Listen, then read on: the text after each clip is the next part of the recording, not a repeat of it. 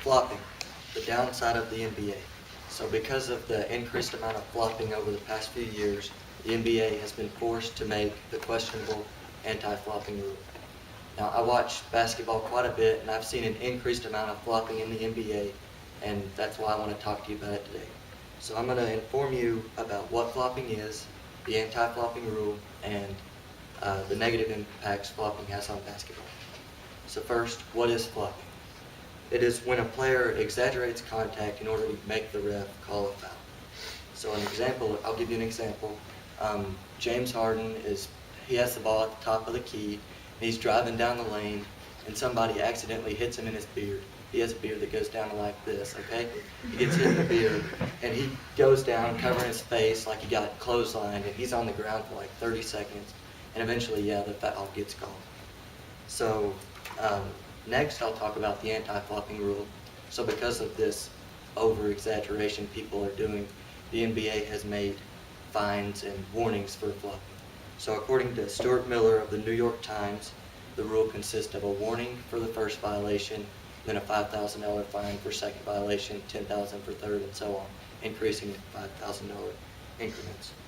But according to Steve Ashburner of NBA.com, the NBA's average salary is over $5 million. So a little $10,000 fine is going to have little effect on people who really want to flop to win the game. And many players have come out and said that, they'll flop if they want to win the game. Blake Griffin said, if it's Game 7 of the NBA Finals and a guy has a chance to make a play, he's going to be like, well, do I want this $10,000 or do I want a championship? So that further shows that flopping really has no effect on, or the rule has no effect on the players. And that was reported by Ben Eagle of Sports Illustrated. And lastly, I'll go into the negative impacts flopping has on basketball. First, it makes the players and referees look foolish. An example of this is, I'm going to give you an example. LeBron James and David West, they had a double flop. So they're both fighting for position down in the post, and LeBron James initiates contact, and he falls one way, David West falls the other way. So the fans are laughing at him because they look so foolish out there. And also, referees are made look foolish because us fans, we get to see replays in slow motion and we can clearly see the flops, whereas the refs can't tell in real time that it's a flop. So they're calling a foul and fans are booing them for that. Next, another negative impact is fouls called on flops can be game-changing. There was an extreme example.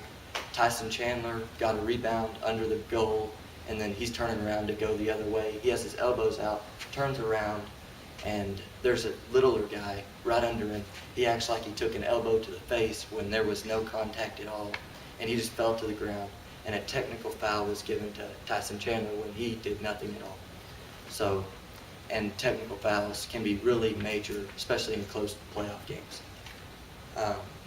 So in conclusion, I informed you about what flopping is, what the anti-flopping rule is, and how flopping is impacting basketball.